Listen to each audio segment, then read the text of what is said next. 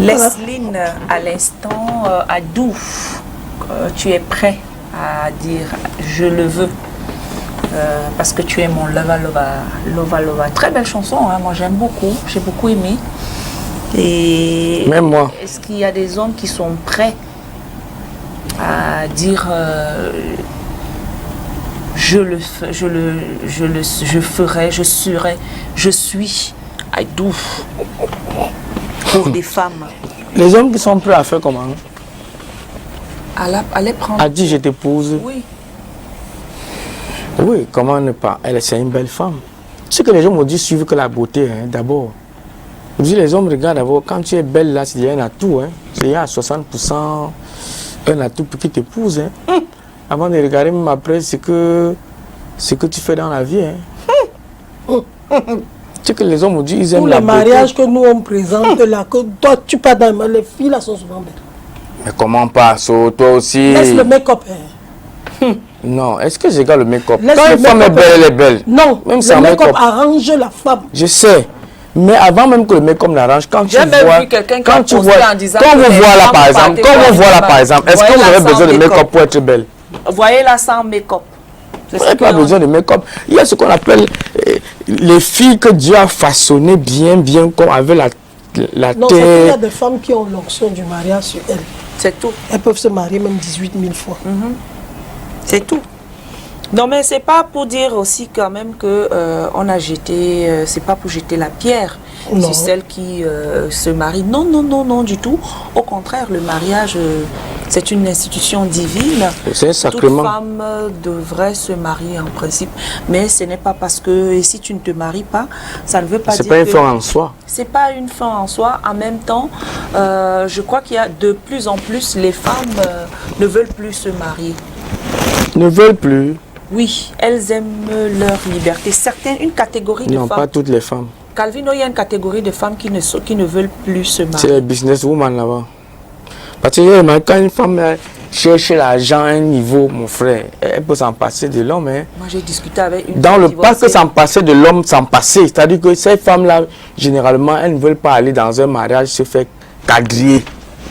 Parce que le mariage a trop de principes. J'ai discuté tu avec... dois rentrer à telle heure, tu dois... J'ai discuté avec une femme qui est déjà à 3 divorces, hein, Solange. Voilà. Et elle a un empire, s'il te plaît. Un empire.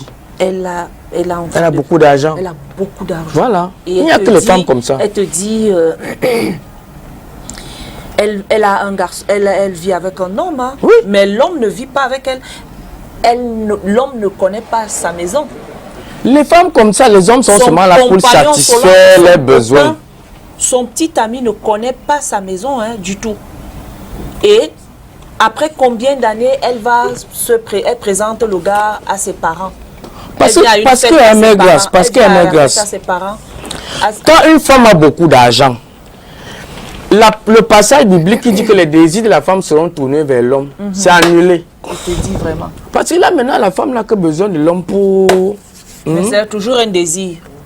Non. C'est un désir, Calvino. Quand on dit que les désirs de l'homme seront tournés vers la femme, c'est beaucoup plus sur le plan matériel, financier et tout. Pas forcément. L'autre là aussi dedans, mais c'est au moins ça à 20% seulement. Normalement, la femme n'était pas faite pour avoir beaucoup d'argent plus que l'homme. Ne me lynchez pas les femmes, pardon. Normalement, la femme devait être que... Non, elle a ses petits moyens, c'est l'homme qui complète. Mais quand la femme a un empire, comme tu dis, la mère grâce, c'est-à-dire qu'elle reste les millions, vient par jour, l'argent entre... L'homme, pour elle, c'est un dindindin. L'homme, pour elle, c'est quelqu'un qui est seulement là. Le jour, les femmes ne peuvent pas accepter que l'homme dit que passe ici, lave mes habits. Donc c'est ça être un homme, passe ici, lave mes habits. Non, beaucoup de hommes le font aujourd'hui. Pourquoi? Tu veux quoi? Un vrai homme. Calvin veut te dire une chose. Le rôle de la femme n'est pas de laver les assiettes ni les marmites. Ce n'est écrit nulle part. Non, on a dit qu'elle soit soumise. Lorsqu'on dit femme de ménage, c'est quoi? Lorsqu'on dit femme de ménage, c'est quoi? Une femme de ménage, c'est une femme qui s'occupe de sa maison, non? Et s'occuper de sa maison, c'est quoi? C'est s'occuper de l'enfant, préparer, et laver les habits de son mari et des enfants. Si elle n'a pas la machine à laver. Parlons peu, parlons mieux. Ou bien si elle n'a pas l'argent pour envoyer tout son précis. Parlons peu, parlons mieux. Oui. Pourquoi est-ce que quand les couples camerounais quittent ici, ils vont vivre ailleurs? Belle question. Les hommes là-bas commencent à laver les assiettes, commencent à laver Parce que c'est une autre culture. une autre Culture, c'est une autre façon de oui, vivre. La question que je pose, ça leur enlève quoi aux hommes là? Non, c'est une autre. Est-ce qu'ils sont moins hommes que vous? Non, entendons. Ils font quoi? Les gars qui arrivent ailleurs et qui commencent à laver les assiettes, à laver les marmites, de l'autre côté, quand ils arrivent ensemble, moi je connais beaucoup de femmes qui ont donné des témoignages en disant que quand ils étaient en bain avec leur mari, ils lavaient, ils l'aidaient, ils partaient, machin. Dès qu'ils sont arrivés au Cameroun, voyant que la famille va venir... L'environnement s'y prête, oui. c'est ça qui Et la question que je pose, en quoi est-ce que le fait que ce gars lave les assiettes ou lave les marmites, ça ne fait pas de lui un sous-homme? Les gars qui le font là-bas, c'est parce qu'ils n'ont pas le choix. Voilà un qui est au Cameroun et qui lave. Je dis qu'Adonis, les gars qui le font là-bas en bain, ils n'ont pas le choix. Non, ici au Cameroun. Mais voilà, il y a ici au Cameroun ceux qui lavent. Il y a ceux qui lavent même les vêtements. Alors, en quoi est-ce que ça enlève? Qui vous a dit que la soumission de la femme, c'est de laver les assiettes? Calvino, je peux être soumise à mon mari, à mon homme, sans jamais laver les assiettes. Bah oui. Mais je suis soumise. C'est-à-dire, là où je peux en même temps laver les assiettes et les habits et être la femme la plus insoumise du monde. Bien sûr. Ce n'est pas le laver les habits ou les assiettes qui fait de toi une femme soumise. La soumission de la femme dépend même des moyens financiers. Attends, je m'explique. On parle déjà partout. Non, attends, c'est pas que partout. Toi, tu prends l'exemple sur toi, par exemple. On ne parle pas de toi. Toi, tu es une femme déjà, on peut dire que tu es arrivée. Je ne dis pas. Non, attends. Quand je dis je peux, je ne parle pas de moi. J'ai dit je peux. Écoute-moi très bien. Je peux, ça ne veut pas dire que je suis moi. Je peux, ça veut dire je parle peut-être pour Mireille Grace. Je parle pour Cathy et Tondé qui est sur le plateau déjà. Bonjour Cathy, bienvenue. Bonjour Solange. Bonjour maman Cathy. Il y a les femmes qui n'ont pas le choix, Soso. Il y a des femmes qui sont dans des foyers où elle n'a pas de devant, elle n'a pas de derrière. Comme elle dit là, si mon mari me laisse, je vais partir ou je suis fini. Elle est là, fait comme ça, elle est là. Fait comme ça, elle est là. Elle monte, elle descend. Son mari tousse. Les pareilles femmes, lorsqu'elles ont l'occasion de sortir Et quand il meurt lorsqu'elles ont l'occasion de sortir de là, c'est là où tu vois leur vrai visage. Donc, non mais si le mari meurt alors, et quand il meurt? Elle fait comment? Et puis quoi? Elle fait comment? Elle va mettre ton devant derrière. Ton devant derrière, c'est qui? Quand elle meurt, on dit que quand tu perds un membre, l'autre quand tu perds un œil, l'autre se développe. Si son mari meurt, elle va trouver un plan B. Et c'était dans son devant derrière. Mais parce qu'elle ne comprend pas ça. Chaque fois dans son cerveau. Elle n'est pas ouverte pour comprendre qu'à l'heure, si là, je t'ai dit que j'ai eu une soeur. La famille a tout fait. Elle a dit que c'est sauf que lui. Elle m'a remis le tapioca, elle dit qu'elle s'est nganma. Tu ne comprends pas ce qui est dans sa tête. D'autres disent même que non, on l'a charmé. D'autres disent que. Alors que dans sa tête, c'est comme ça, c'est son niveau. Chaque fois à son niveau. C'est ta réponse qui me tue, Calvino. Quand elle s'est pressée, l'autre se développe. Non, elle va faire comment? Elle va s'adapter. Elle va s'adapter et se développer. C'est clair. Elle va comprendre. Oh là là, Calvino. Alors, Cathy, bienvenue. Vous avez suivi ce qu'on est en train de dire. Quel est votre avis, la soumission de la femme? Mais, bonjour encore Solange, bonjour à Mireille Grace, bonjour à Calvino, bonjour à tous les téléspectateurs de STV. Je suis heureuse de me retrouver encore sur ce plateau pour le premier de l'année 2021. Et nous démarrons avec un très beau sujet. Je pense que beaucoup de gens sont connectés parce que je me suis amusée à publier sur Facebook. J'ai déjà vu, même les hommes aiment le thème. Et je pense que la soumission, on ne la fait pas parce que, par contrainte, ça vient du fond du cœur. Il faut être honnête, parce que comme Mireille disait tout à l'heure, si le mari meurt, comment quelqu'un fait? Et puis Solange a dit que si le jour où la femme a les moyens, ça veut dire qu'elle ne doit plus se soumettre. On doit la faire par conviction. Et puis le mariage, ce n'est pas un lieu de torture où on demande aux femmes que quand tu arrives, il faut que tu laves les assiettes, il faut que tu laves les marmites, il faut que tu fasses ci, tu fasses ça. chacun connaît son devoir, chacun a son rôle à jouer dans le mariage. mariage. L'homme a un rôle à jouer, la femme aussi a son rôle à jouer. Chacun peut aider l'autre dans son rôle. Voilà. Ce n'est pas une obligation, au contraire, ça crée de l'harmonie dans le couple. Donc on confond souvent des rôles et puis ça va dans tous les sens. Solange disait que les gens qui sont en Europe, ils lavent les assiettes, c'est vrai. Et certains, quand ils arrivent ici, moi j'ai quelqu'un qui me proche, quand il arrivait ici, il disait qu'à cause de la famille, il ne peut pas faire certaines choses. Mais quand il se retrouve avec son épouse en Europe, il y a beaucoup de choses qu'il fait. Je trouve qu'il faut être le même partout. Voilà, parce que, effectivement. Oui, parce que là, c'est vivre dans l'hypocrisie. Exactement. Ça peut changer, hein. Il y en a qui sont restés là-bas, après ils sont revenus ici. Quand ils reviennent, ils ne le font plus. La femme dit qu'elle a changé et ça commence à leur créer des problèmes. Donc si on peut laver les assiettes en Europe, on peut aussi les laver au Cameroun. Ce n'est pas mauvais.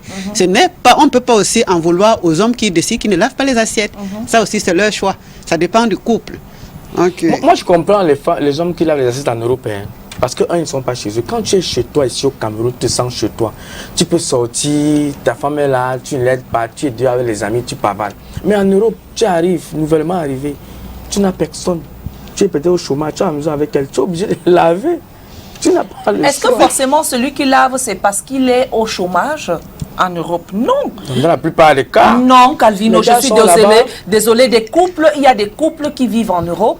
Ils ont organisé leur vie de telle sorte que celui-ci, pendant que toi tu es au travail, moi je fais ci, si on a les enfants, on répartit les tâches à la maison, comme ça tout le monde met du sien pour le bon fonctionnement de la maison. Oui. Ça montre même que le couple a de l'harmonie. Oui. Et puis laver les assiettes, ça ne rabaisse pas, hein. Ça ne rabaisse ni l'homme ni la femme. Et en même temps, Calvino, en Europe, ils ne sont pas comme nous. Ils ont les lave-vaisselle. Ce n'est pas une histoire où ils vont se tordre comme nous ici en Afrique. Il y a des lave-vaisselle, il y a des sèches-vaisselle, il y a les machines à laver. Quand tu entends je fais la lessive, il va te dire je fais les machines. Donc je fais une machine, je vais faire 2 machines, je vais faire 3 machines. Donc parce qu'il va mettre les vêtements dans une machine, l'Europe a cette capacité, a ce développement, est plus développé que nous, ne l'oignions pas. Oui, et puis il y en a même qui lavent même avec non, il y a des vêtements qui ne se lavent pas à la machine et qui se lavent à la main. Oui, et il y en a ceux qui partent laver dans les buanderies, puisque il y a des maisons en Europe où c'est des buanderies, où on va laver à la buanderie. Soit tu laves à la main, soit c'est les machines qui sont dans les buanderies de l'immeuble. Je ne sais pas, donc ça arrive comme ça. Donc moi, on paye. Donc du coup, tout dépend pour moi de l'organisation que le couple se fait. Vous qui partez en bain, est-ce que les blancs là-bas chez eux lavent aussi comme les noirs qui partent? Sans laver, bien sûr.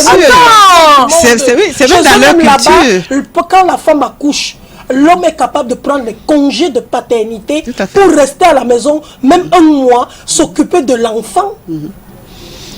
J'étais content tout à l'heure quand vous avez dit que les tâches sont partagées, c'est-à-dire que chacun doit connaître son travail, mais l'homme peut aider la femme dans sa tâche comme la femme peut aider l'homme dans sa tâche. Franchement, nous sommes en Afrique, nous sommes au Cameroun. Vous ne trouvez pas que ici chez nous, quand l'homme décide d'aider la femme dans sa tâche, s'il en fait un peu trop, on va dire que c'est le Tobassi. C'est parce que c'est dans notre culture. C'est pas dans notre mœurs que l'homme aide trop la femme dans son truc. Voilà, une fois que l'homme commence à faire ça, tout de suite, on dit que c'est le Tobassi. En même temps, c'est nous qui nous plaignons encore que l'homme là est méchant, il ne reste pas à côté de sa femme, il ne l'aide pas, c'est la femme qui fait tout. Donc, qu'est-ce qu'on veut à la fin? Non, il faut que forte pour tout faire ces choses de la maison. Mais le jour où la femme est malade, parce qu'il faut regarder tout ça. Hein. Aujourd'hui, je peux être très forte. Je fais tout à la maison. Il y a des femmes que ça ne dérange pas. Moi, j'aime bien faire les tâches ménagères. J'aime bien m'occuper de ma petite famille. Mais le jour où je tombe malade, l'homme va faire comment? Donc, il faut toujours, même à nos enfants, hein, nos garçons, il faut toujours leur apprendre à faire quelque chose parce que la vie est très incertaine. Là, et maintenant, pour l'harmonie de la famille, qu'est-ce qui rassemble la famille? Qu'est-ce qui unit une famille? Si je suis dans la cuisine et mon homme vient m'aider à faire à manger, ça fait tellement plaisir. Même si c'est pas fait à manger, il épluche l'ail et ainsi de suite. Ça fait plaisir. Pareil pour l'enfant. Ça resserre les liens familiaux. Maintenant, si quelqu'un pense que en lavant les assiettes ou en lavant le linge de sa femme, ça veut dire que il est un sous-homme. C'est là où le problème commence. Mais sinon, il n'y a rien de mauvais à cela. J'avais lu une très belle histoire quand je faisais une formation. Un monsieur à qui son épouse avait demandé de ramener du pain quand il allait rentrer du travail. Le monsieur a trouvé que lui, telle personne qui a tel grade, qui occupe tel poste, il s'arrête à la boulangerie prendre du pain. Oui, il trouvait que c'était trop humiliant pour lui. Mais il a commencé à le faire. Et il s'est rendu, il a vu que les gens l'appréciaient, on le regardait, on l'admirait plutôt. Voilà. À la fin, c'était devenu un plaisir pour lui de prendre sur du pain et d'acheter du pain de retour de son travail. Et ça a fait de lui un homme particulier. Il aimait ça. Donc, ça n'a rien de mauvais. C'est des bons souvenirs que nos enfants gardent de nous et nos épouses. Parce que après, s'il y a des problèmes dans le couple, ils se souviennent de quoi? Il faut quand même que les bons souvenirs fassent en sorte qu'on se ressaisisse, qu'on se remette ensemble. Mais si on n'a pas ces bons souvenirs là, il n'y a rien qui va nous... Il y a quand même cas. Il y a des images... C'est peut-être ça qui joue aujourd'hui sur le fait que les hommes aujourd'hui, certains hommes ont du mal à accompagner leur compagne à la maison parce qu'ils n'ont pas déjà vécu comme ça. Quand tu as reçu une éducation où on te dit que la place de la femme c'est dans la cuisine, comment qu'est-ce que tu vas donner à tes enfants? C'est ce que tu vas dire demain à tes enfants, que la place de la femme c'est dans la cuisine, donc vous les hommes ne sont pas, les tâches ménagères ça n'incombe pas aux hommes, ça incombe à la femme. Donc du coup, tu as même du mal à donner, à dire ça à tes enfants. Je prends un exemple chez moi. Moi, malheureusement, j'ai pas eu la grâce de donner l'éducation que je veux à mes enfants. Mais ce qu'on leur a fait, on leur a mis dans la tête, c'est que la place de la femme, c'est dans la cuisine. Et je suis dans une sorte comment on appelle, de pédagogie aujourd'hui pour ramener, mais c'est pas facile de ramener des enfants qui sont déjà majeurs, des adolescents de 20 ans, 22 ans, ramener en leur disant que non, vous pouvez aider une femme. Parce que si vous commencez par aider votre maman d'abord dans la cuisine, vous ferez pareil avec votre épouse à la maison. Non, dans leur tête, c'est que je vais aider ma femme. Donc, entre-temps, ta mère souffre dans la cuisine, quoi. Donc, ta mère, c'est celle qui doit... Mais il faut un moment d'entraînement. Donc, pour revenir que c'est l'éducation qu'on reçoit, qu'on est obligé d'inculquer aux autres. Et les hommes qui se retrouvent en train aujourd'hui d'entrer dans les cuisines, c'est pourquoi? Parce que ils entrent dans les cuisines, pourquoi? Parce qu'ils se sentent obligés, la société les oblige à cela, vu qu'il n'y a pas les moyens de se payer une ménagère, etc. Donc ils sont obligés de conjuguer avec ce que la société leur offre. Oui, je me rappelle que dans notre culture, dans le littoral, quand un homme entrait dans la cuisine, c'était une moquerie. Ah bon? On disait « Mouma Itongue », je ne sais pas trop comment on peut traduire ça en français, mais moi, quand je grandissais, j'avais des voisins qui étaient une maman qui a eu 10 enfants, 9 garçons et une fille. Tous les garçons travaillaient. Alors, ils faisaient tout à la maison. Elle n'avait pas de problème de ce côté-là. Et puis, on voit que... quand on est nos enfants, par exemple, à la maison, ils ne veulent pas vider les poubelles parce que ça ne les valorise pas. Alors que c'est normal. Moi, je demande à mon fils d'aller vider la poubelle. Et certains ont honte. Quand on va vider la poubelle, les camarades vont les voir en route, ils vont se moquer. Et on doit leur apprendre dès le bas âge que ce n'est pas mauvais, ce n'est pas une honte. Il faut aider les parents à la maison. Et quand on grandit comme ça, comme Mireille disait, après, ça fait partie de nous. Et c'est comme ça que la brimade commence, des garçons. On leur passe tout. Et maintenant, quand ils arrivent, même ils sont grands, la femme ne me parle pas comme ça. Chez moi, la femme fait ceci, la femme fait cela. Ça devient une torture dans le mariage. Et c'est pas étonnant que beaucoup de femmes se retrouvent frustrées et qu'après, il y ait beaucoup de divorces. Parce que quand on vit constamment dans la dictature, c'est nous qui faisons tout le travail. Quand on n'est pas aidé, on ne doit même pas parler. C'est terrible. Donc moi je suis d'accord quand vous dites que c'est depuis le bas âge qu'on doit amener le garçon à travailler. Je suis d'accord. Parce qu'un garçon n'a pas travaillé au bas âge, je ne sais pas ce qu'il va faire dans le foyer. Mais il ne faut pas s'attendre à grand chose. Aussi, n'oublions pas qu'avec les femmes aujourd'hui, tu donnes la main, elle veut prendre les 4 membres. Moi je connais une histoire où dans un foyer, un homme se prête au jeu, il se sied au jeu, c'est-à-dire qu'il va, sa femme lui dit que ok, va laver les assiettes derrière, il lave. lave les habits, il lave. C'était devenu comme la routine. C'est-à-dire du fait qu'un jour même, la femme a commencé à vendre le bouillon en route. Elle appelait son mari que pendant qu'elle vend le bouillon, viens laver les assiettes. Mais il faut, ça c'est vrai que, ça c'est des choses qu'on voit aussi. Hein. Il y a des femmes qui exagèrent. Voilà. Il y en a aussi Non, qui c'est sont quand même très paresseuses. Elles ne peuvent rien faire. Et ça, les mamans font le travail dès le bas âge. Parce qu'il y a des... Mais moi, je femmes... vais dire une chose aussi en même temps, Cathy. Si une femme sait qu'elle est paresseuse, par exemple, est-ce que c'est le fait de travailler qui fait une femme? Parce que sincèrement, là où je suis là personnellement, moi, j'aime plus travailler. Je n'ai plus le temps de travailler. Ça, c'est normal. Oui. C'est normal. Oui. C'est-à-dire, On dit que tu as un peu le temps de travailler. c'est moi qui... Ce que tu fais là, c'est au travail, non? Oh, s'il te plaît. On Je parle de la de chez maison, moi des à la tâches maison. ménagères. C'est-à-dire, c'est moi qui sors, qui va chercher l'argent, c'est moi qui sors, qui va chercher l'argent, qui nourrit, qui paye, qui tout. Je peux plus faire tout ça et être femme à la maison, c'est pas possible. C'est normal. Du coup, je suis obligée d'appeler, de prendre quelqu'un pour travailler pour moi. C'est normal. Et lorsqu'un homme, j'entre même dans la vie d'un homme, lui dit que mon frère, là où tu me vois là, moi lui dis mon frère, je ne connais plus. Travailler sincèrement, il faut dire la vérité. Je peux tuer en faisant la cuisine, mais le travail là, je ne peux plus. Il y a tes assiettes, tes habits sales, on va envoyer. Donc l'affaire de venir m'asseoir et faire ça là, je ne peux plus.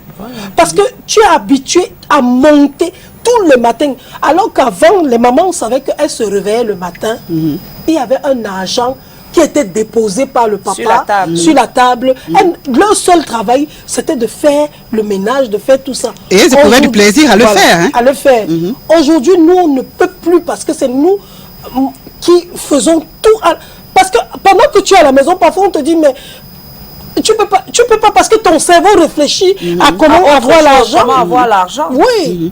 Parce que tu joues un double rôle. En fait, c'est parce que tu as été habitué à jouer. Tu as été habitué à jouer un double rôle. C'est-à-dire tu joues le rôle du père et tu joues le rôle de la mère en même temps. Et en même temps. Donc ce n'est pas du tout évident. Donc tu penses pour tous, pour le père, comme le père, tu penses comme la mère. Et il faut gérer la maison. Ce n'est pas du tout évident pour des femmes seules de gérer toute une maison avec des enfants, etc. C'est pas du tout aisé. Ça nous permet d'arriver au thème d'aujourd'hui, Mireille Grace, où on parlait de pourquoi est-ce que jusqu'aujourd'hui la société trouve que la femme célibataire est une pute, est une prostituée, excusez-moi d'utiliser ce mot en direct, que dès que tu es célibataire, tu es une femme légère, tes cuisses sont légères, tu es une ratée, la société parfois...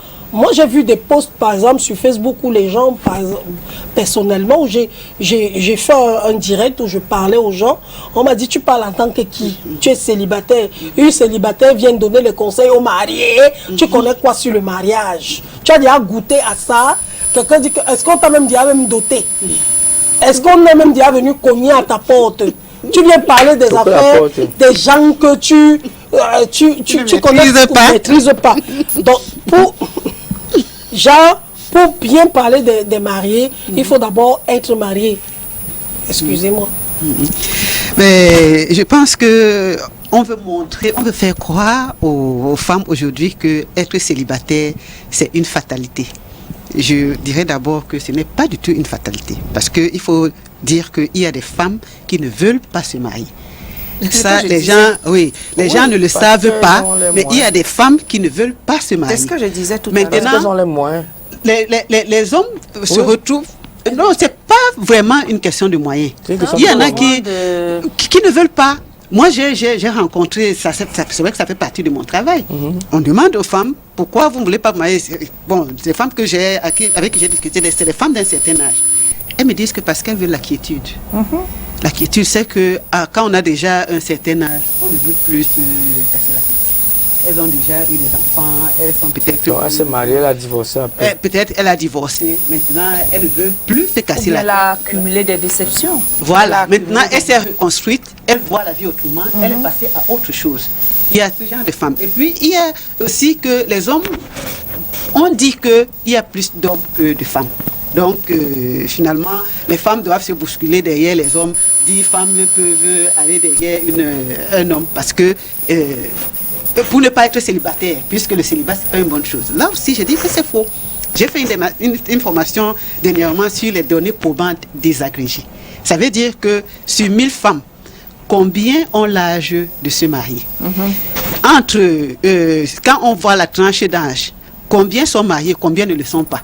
Pourquoi elles sont mariées, pourquoi elles ne le sont pas? On va peut-être se rendre compte qu'entre 60 et 70 ans, elles ne sont pas mariées parce qu'elles sont veuves.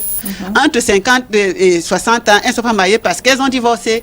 Entre 30 et 40 ans, elles ne sont pas mariées parce qu'elles ont passé le temps à faire leurs études. Elles se sont dit, bon, j'ai ma vie, je la gère, je fais des enfants et après je n'ai pas besoin d'un homme. Donc ça, si on fait une vraie étude, on va voir que c'est cette histoire de il y a beaucoup plus d'hommes que de femmes n'a pas de sens.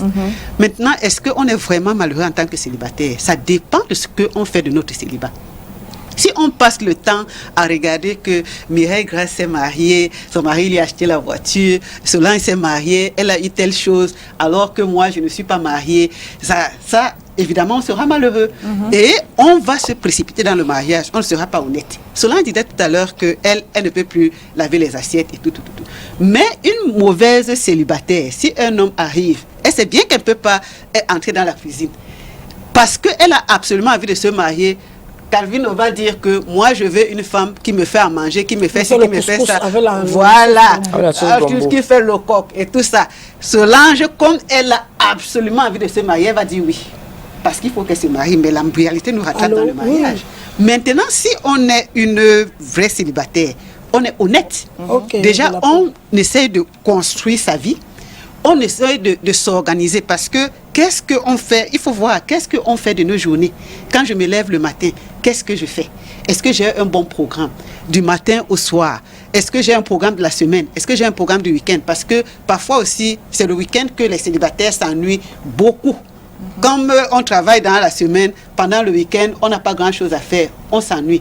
Non, les femmes qui sont très occupées, les femmes qui ont accepté leurs conditions, les femmes qui se construisent, qui savent ce qu'elles veulent, elles ne s'ennuient pas. Leurs journées sont pleines et elles savent qu'il y a un temps pour tout. Après, elles se reposent. Et quand le monsieur arrive, un homme arrive, elles sont honnêtes. Il faut déjà définir même les célibataires là, parce qu'il y a des célibataires il y a des célibataires qui n'ont jamais été mariés. Il y a des célibataires qui se sont retrouvés des célibataires qui était une conséquence d'un mariage déchu. Et se retrouvent célibataires. Donc c'est ces deux catégories de célibataires qu'on a. Donc maintenant, en ce qui concerne peut-être, comme Solange était en train de dire, sur donner les conseils aux mariés, etc. Est-ce que forcément une célibataire doit forcément va être celle qui donne des conseils aux femmes mariées? Oui, une célibataire peut avoir de l'expérience. Elle peut avoir de l'expérience. Moi, je ne suis pas mariée. Bon, c'est vrai que j'étais mariée, mais de par mon travail, de par ce que je vois dans la famille... Parce qu'une femme qui a été mariée, oui. elle peut parler de mariage, mais une femme qui n'a jamais été mariée, c'est ça la question que soit posée, qui n'a jamais même été mariée, est-ce qu'elle peut parler mariage? C'est très difficile, je veux même ramener ça au niveau des hommes d'église. Parfois, tu vois un jeune prêtre qui vient de sortir là, il n'a jamais été marié, il ne se marie pas. On te dit qu'il donne les conseils aux mariés jusqu'à. Est-ce que c'est crédible? Mais quelqu'un, on a de l'expérience, même si on n'est pas marié. On vit quand même avec les mariés. On vit, les mariés sont... Différent. Oui, c'est peut-être différent. On a vécu avec... C'est vrai qu'il faut, parfois, quand on vit quelque chose dans sa chair, on peut mieux la décrire. Mais parfois, on n'a pas besoin de vivre forcément quelque chose dans sa chair pour la décrire. Nous qui travaillons dans le social, qui entrons dans la vie des couples, on apprend beaucoup de choses. Donc, par expérience, on peut donner les conseils aux gens qui sont mariés.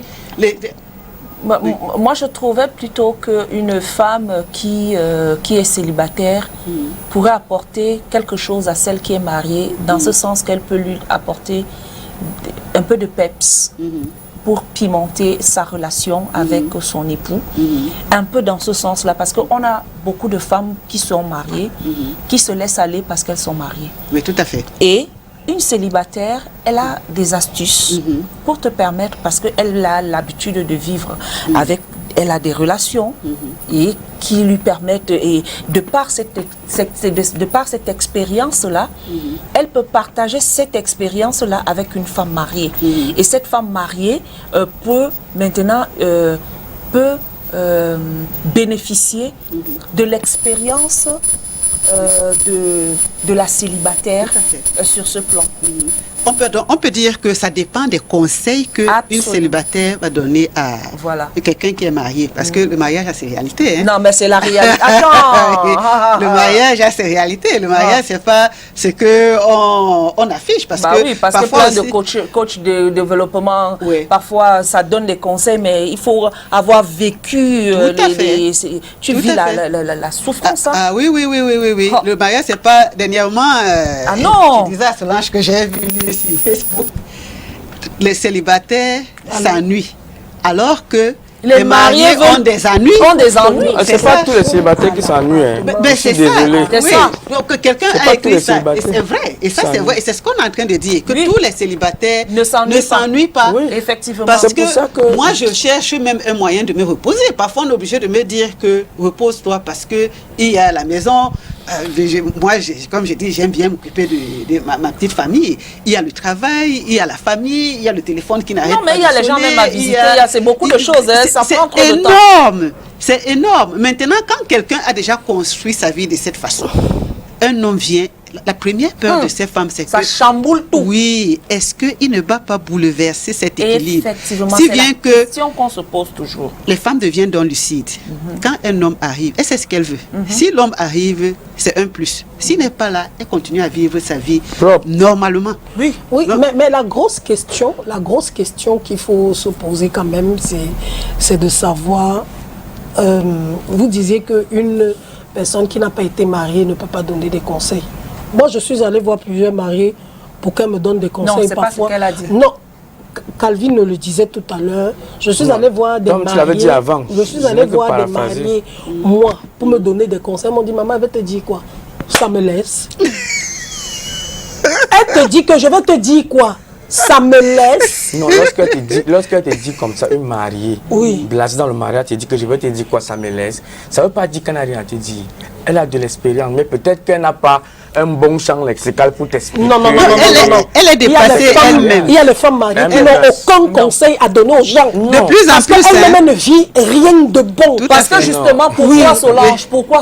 Parce que le mariage a été faussé dès le début. Dès le départ. Voilà. Et de deux. Ça a été faussé. Un mariage faussé, il y a quelque chose dedans. Quelle était la motivation des deux personnes au départ pour se marier? Attends, si tu as de bonnes motivations, si tu t'es marié parce que tu sais que vous allez amener, votre couple sera quoi? Qu'est-ce que vous attendez? Qu'est-ce que vous voulez faire de votre couple? C'est une histoire d'accord. C'est que, écoute chérie, voici mon couple, je rêve de ce que notre couple soit un couple comme nous puissions d'abord aider d'autres personnes, d'autres couples, et pour cela on a besoin de travailler et le fondement de notre couple devrait être le Seigneur, Dieu. Et si on décide de mettre comme fondement Dieu dans notre couple, je ne crois pas que quand une personne viendra, elle va te dire que moi-même je vois d'abord quoi. Moi je voudrais dire que les femmes mariées qui m'ont dit que ça me laisse. De plus en plus. Je vais te dire quoi, ma? Solange, tu sais pourquoi? Je n'ai rien à te dire. C'est comme elle me dit que toi, tu as même plus à me dire que moi. Solange, parce que beaucoup se retrouvent maintenant en train d'envier les célibataires. Elles envient les célibataires. Tout à fait. Parce que pourquoi? Elles envient les célibataires parce qu'elles trouvent que les célibataires s'épanouissent dans ce sens que elles s'épanouissent comment? Elles font ce qu'elles aiment. Or, dans le couple, elles n'ont pas un compagnon qui va les accompagner dans ce qu'elles aiment d'abord. Quand tu as un époux, tu tombes sur quelqu'un qui est là? J'ai un homme dans ma vie. L'homme vient, je dis, chérie, voici, je voudrais faire ci, je voudrais faire ça. L'homme m'encourage. Comment est-ce que je ne serais pas heureuse? Voilà. Je voudrais dire que Comment le choix du conjoint est très important. Et comme les femmes ont peur de cette fatalité, elles prennent... En fait, elle a peur de finir seule. Oui, mais c'est les gens qui finissent seuls. C'est cette on peut toujours finir seul. Inutile. C'est ça. Si le mari meurt, on se retrouve seul. Attends, on se retrouve les veuves font comment? Attends. Donc le choix du conjoint le mari qui meurt même. Oui, bon, il y a beaucoup de femmes qui meurent aussi avant leur mari. Hein. Le choix du conjoint est très important. Et comment faire ce choix? En étant un célibataire équilibré. Une célibataire équilibrée sera une mariée équilibrée. Parce qu'elle est honnête. Si on accepte notre condition, je suis célibataire, je n'ai pas besoin que les gens commencent à me jeter les fleurs. Je sais qui je suis. Maintenant, quand l'homme arrive, je sais qui il me faut. Je ne suis pas dès que quelqu'un arrive, il faut que les gens, je publie sur Facebook que je suis devenue la femme de Calvino ou je suis devenue ceci, cela, alors qu'au fond, ça ne va pas. Ça va durer 2 jours. Après, la réalité nous rattrape. Donc, soyons des célibataires équilibrés. Ça ne tue personne. Si on s'aime déjà, si on a tout ce qu'on veut, on s'est bien construit, on a pris le recul, on a vu les erreurs qu'on fait. Parce que parfois, on ne regarde pas les erreurs qu'on fait. On était avec elle, on a fait l'erreur. Quand l'autre vient, on ne réfléchit pas. On passe, on y va directement. On commet d'autres erreurs. Voilà. Parfois, le déséquilibre fait en sorte que les hommes nous parlent, mais on ne comprend pas. On est avec quelqu'un, il nous dit par exemple, je n'aime pas les femmes jalouses, ni les femmes égoïstes. Il veut dire quoi? Voilà. Ça veut dire que comme tu es là, si tu es jalouse, comment déjà chercher ton chemin? Parce que moi, je vais avoir d'autres copines. Mais comme tellement on a envie de se marier, on dit que non, moi je ne suis pas jalouse. Je n'aime pas ceci. Il y a beaucoup de signes qui ne trompent pas. Mais on ne les regarde pas parce qu'on a absolument envie de se marier. Voilà. Une fois qu'on se retrouve marié, après, les hommes deviennent philosophes, ils nous balancent les théories. C'est là où on découvre le mariage. On découvre le mariage. Et il y a des paroles telles que j'ai un de mes proches qui avait une femme, quand on l'appelait Madame Telle. Elle dit, la celle qui est dedans, même s'il y a 1000 dehors, tu sens que c'est le combat. Parce que parfois, les hommes nous ont comme ça 10. On se bouscule devant la porte. Celle qui entre pense qu'elle a gagné. Alors qu'en fait, c'est elle qui va payer pour les autres. Parce qu'il va falloir qu'elle entretienne l'intérieur et l'extérieur en même temps. On va aussi rappeler une chose, c'est que le mariage n'est qu'un papier signé, une formalité. Calvino, ce n'est pas parce qu'une personne n'est pas mariée officiellement qu'elle ne vit pas avec un homme. Ce n'est pas parce que quelqu'un n'a pas la bague au doigt qu'elle n'a jamais connu le concubinage ou bien qu'elle ne vit peut-être pas en couple. Non, mais là, on t'a pas épousé. Oui. Il y a une différence entre la femme de quelqu'un et être vous n'avez pas compris. Je comprends. L'expérience de la vie de couple, tu crois que vous vivez maritalement, j'ai vu des couples vivre maritalement. Nos parents au village n'étaient pas mariés officiellement. Oui, attends, j'ai vu des couples, je finis, vivre maritalement 10 ans. Ils ont déjà fait l'amour jusqu'à, excusez-moi d'utiliser le thème là, fait l'amour jusqu'à concevoir les enfants. Tu crois que le jour du mariage, qu'est-ce qui va changer? Alors, mais maintenant, s'il y a quelque chose qui change, Solange. Non, qu'est-ce qui change? Tu aimes plus? Non, l'engagement, c'est pour ça que beaucoup de couples qui ont vécu longtemps maritalement, une fois mariés, vont se séparer. Je voulais juste dire que, si tu as vécu, tu vis en couple avec un homme, tu crois que le couple que tu vis là ne peut pas te donner le courage de conseiller quelqu'un qui est marié à la mairie? Je vous avais dit ça ici un jour, vous avez discuté. Mais attends. Tu disais un jour aussi sur le plateau qu'une femme qui n'est pas mariée ne peut pas donner conseil à quelqu'un qui est marié. Qui, moi? C'est mon problème, Calvino. Ça ne peut pas être. Tu ne peux pas dire que c'est moi. Puisque moi, je suis présentatrice. Non, attends. Tu disais même par rapport à un homme ou bien une femme qui n'a pas d'enfant, qui ne peut pas donner conseil à quelqu'un qui a d'enfants. Il y a corrélation. Non, il y a corrélation.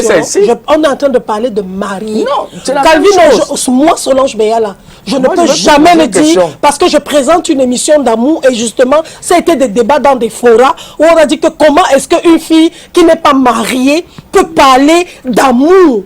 Comme si on ne parle d'amour que quand on est marié. On parle d'amour. L'amour, c'est différent. C'est différent. Jusqu'à oui. mais l'amour, parler d'amour, il faut faire la part des choses. Parler maintenant du mariage, c'est autre chose. Mais maintenant, parce que l'amour existe entre deux groupes, il y a deux personnes qui s'aiment. Et j'ai même posé la question. Dans une relation.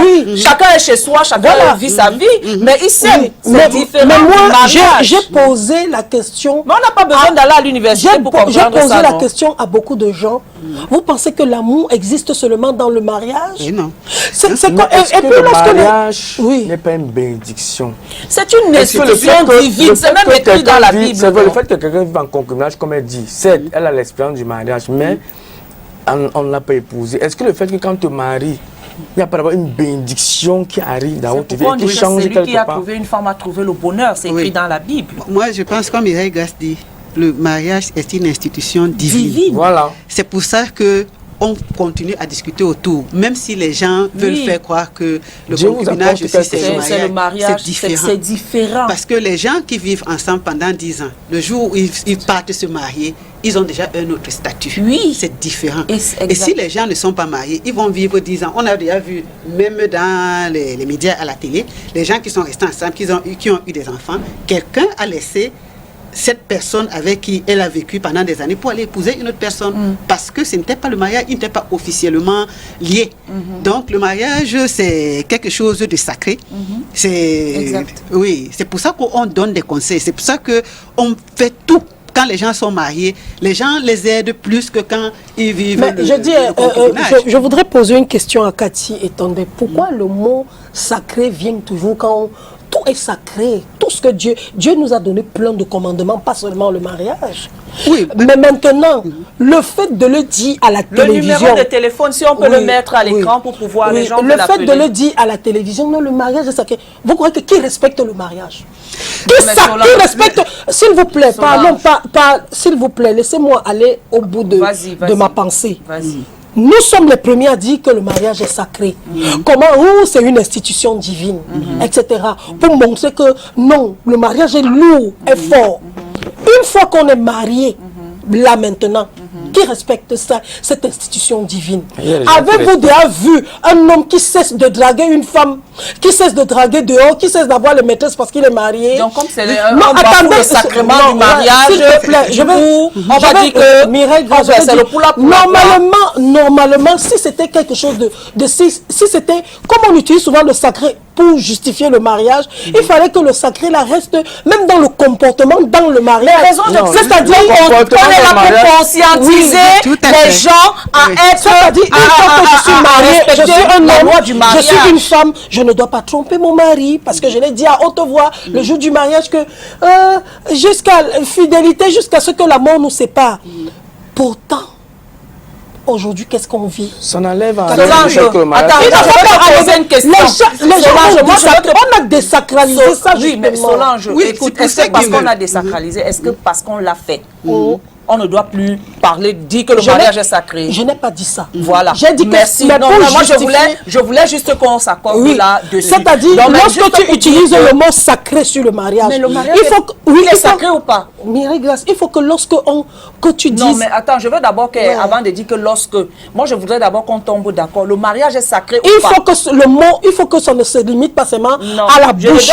Que ce soit sacré. Le mariage est d'abord sacré ou pas? Il n'y a pas de corrélation avec le comportement. C'est d'abord sacré. Avant d'aller rentrer dans les justificatifs de comportement, je voudrais d'abord qu'on s'accorde. Il y a des gens qui se comportent bien. Le mariage est-il sacré ou pas? Il est sacré. Voilà, maintenant, je préfère encore qu'on dise que le mariage est sacré et beaucoup l'ont désacralisé. Tout à fait. Voilà, c'est encore mieux comme ça. Voilà, et on tombe d'accord là-dessus. Mais ce qui rend d'abord le mariage sacré, c'est le comportement. On tombe d'abord d'accord sur le fait que le mariage, c'est ça qu'on décrit justement. C'est que le mariage est quelque chose de sacré. Ça, quand on l'intègre dans la tête, on l'intègre, il y a des choses qu'on ne fait plus. parce qu'on l'a intégré. Mais beaucoup ne l'ont point intégré. Les gens ont trouvé le mariage comme étant une sorte de libération. Libération de que cette femme ne va plus me casser les oreilles, il faut m'épouser, il faut ceci, il faut cela. En fait, c'est une sorte de libération des jérémiades des femmes auprès des hommes. C'est ces hommes-là qui ont désacralisé le mariage. Oui, la raison de plus pour que il faudrait qu'on soit conscient. Du moment où nous serons conscients, on est conscient que le mariage est sacré. Il y a des limites qu'on ne pourra pas franchir à cause de cela. Tout à l'heure, Katia a dit quelque chose, qu'il y a des femmes qui assument, je reviens sur le célibat, qu'il y a des femmes qui assument le célibat. Ça m'a plu. Moi, j'ai vu un exemple palpable. Mais la question que je veux poser, c'est que, est-ce que vous croyez que le célibat peut être un don de Dieu? Le célibat peut aussi être un don de Dieu, hein? Parce que c'est pas tout le monde qui assume supporte le célibat. Oui, Voilà. c'est pas tout le monde qui supporte. Il y en a qui ne supportent pas du tout. Parfois aussi, ce qu'on demande aux chrétiens célibataires, c'est de prier Dieu pour qu'il les aide à supporter la solitude. Maintenant, on donne des conseils qui permettent que quelqu'un ne se sente pas seul, qu'il soit épanoui, avec ou sans un homme. Mais c'est d'abord un don, c'est aussi un don de Dieu. L'apôtre Paul le dit, si vous ne pouvez pas vous marier, si vous pouvez rester comme moi, parce que lui, l'apôtre Paul avait décidé, lui, de ne pas se marier. Il dit, si vous pouvez rester comme moi, tant mieux. Mais si vous ne pouvez pas, mariez-vous. Oui, voilà. Pour éviter de commettre, parce que l'apôtre Paul était tellement fort que lui, il pouvait résister aux tentations. Voilà. Donc l'apôtre Paul voulait dire que le mariage n'est pas une obligation. Mais bien sûr, il a dit, tout le monde n'est pas obligé de se marier. C'est pour ça que j'ai dit qu'il y a des gens qui ne veulent pas se marier.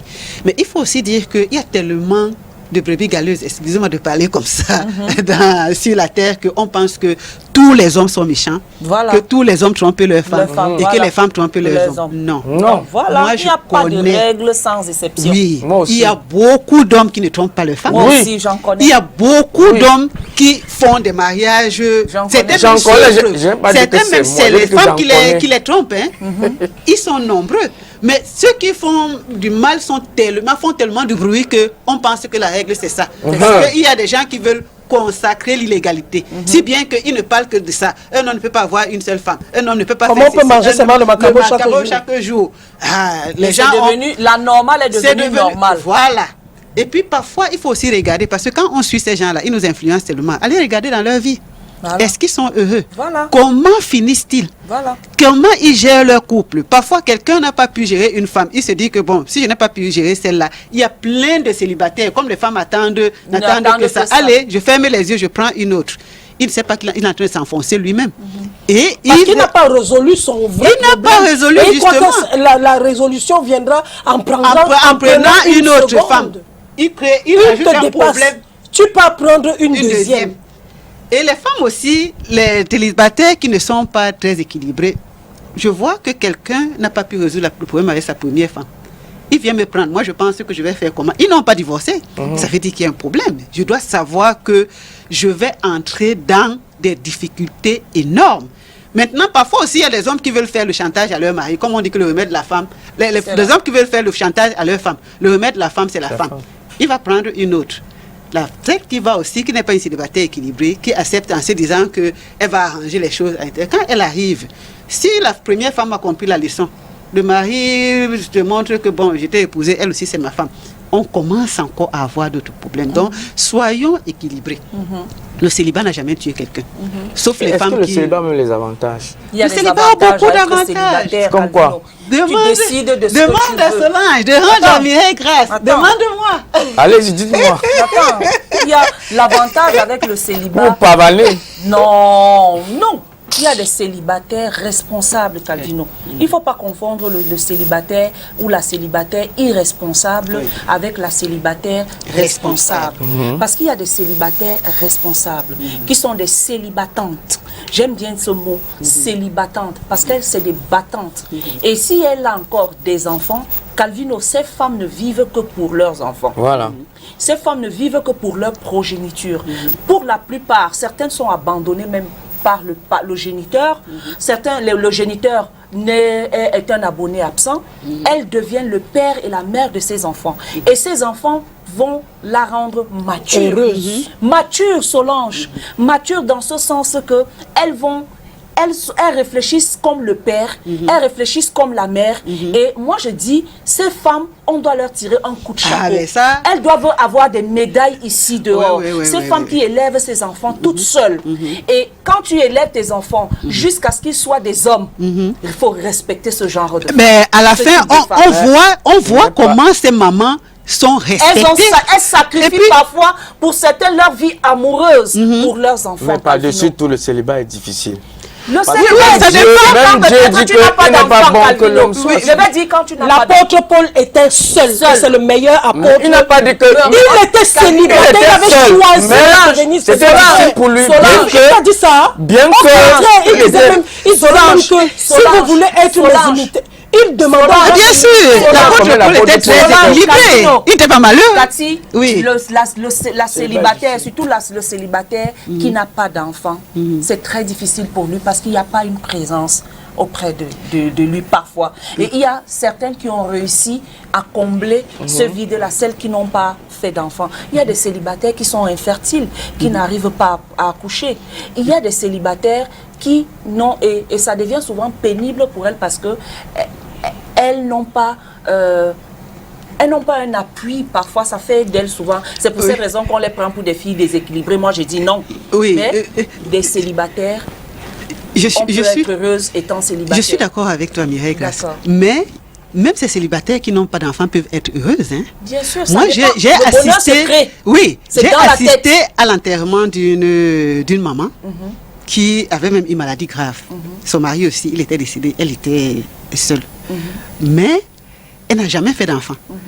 Mais on l'a enterrée, c'est les enfants adoptifs. On n'a pas besoin de... Moi, j'ai beaucoup d'enfants, mais j'ai un enfant. Parlons de la jeune femme, hein, même de cette génération. Même quand on est jeune. C'est les mamans de... Attends. Oui, même quand on est jeune. Aujourd'hui, elles vont se sentir un peu... elles vont commencer à se pavaner et monter et descendre. C'est pour cette raison que je parlais de la c'est dans la tête, même quand on est jeune. Responsable et de la célibataire irresponsable. Moi, j'ai été très jeune quand on m'a dit que je ne peux pas faire d'enfant. Ben, au début, j'ai essayé, je vais adopter l'enfant. On me dit, vous devez avoir 40 ans. Après, on me dit, bref, je n'ai pas pu. Et puis, je me suis dit, il y a tellement d'enfants sur la terre. Aujourd'hui, c'est mon fils, ma fille, j'en ai tellement. Je ne me suis pas du tout ennuyée. Et quand j'ai réussi à avoir mon fils, j'étais content. Mon fils, le bonheur est dans la tête. Le bonheur est dans la tête. Maintenant, si on nous dit que tel célibataire peut être aigri, on crée notre bonheur. Nous devons nous aimer nous-mêmes. Au-delà des enfants que nous aimons, de la famille, de notre travail, de l'aide qu'on apporte aux autres, nous-mêmes, nous devons nous aimer, nous devons nous faire plaisir. Donc, la quiétude qu'on a quand on est seul, on ne l'aura pas forcément quand on sera marié. Hein? Donc, les femmes, ne vous précipitez pas dans le mariage. Soyez une bonne célibataire. Ne soyez pas pressés. C'est une bonne célibataire qui crée une bonne... Oui, les hommes nous remarquent, les hommes observent. Quand on voit que Mireille Grace est célibataire, elle est équilibrée. Un homme qui va avoir envie d'une femme qui est stable, qui est équilibrée, viendra forcément chez Mireille. Absolument. Parce que le mariage, il est divin et sacré. C'est ça. Voilà. En tout cas, merci beaucoup, Cathy. On est à la fin de l'émission. Un beau débat, en tout cas, ce matin. C'est moi qui vous remercie.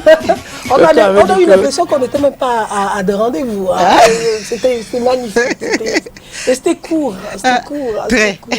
Même le seul coq nous a rejoint. Quelqu'un avait dit que les femmes se marient par curiosité et les hommes se marient par fatigue. Non, ça ne devrait pas. Parce que quand tu vois une femme se marier, c'est qu'elle est d'abord passée. Non, elle met un peu dedans. Quand c'est bon, elle reste. Quand c'est pas bon, elle sort. Alors que les hommes, c'est par fatigue. Quand tu vois un homme se marier, c'est qu'il est passé d'abord par Esther, Brigitte. Quand elle est fatiguée, il vient se marier. C'est pourquoi il faut bien mûrir, bien réfléchir avant de voilà. mariage. Allez, on se retrouve demain matin. Prenez soin de vous. Au revoir.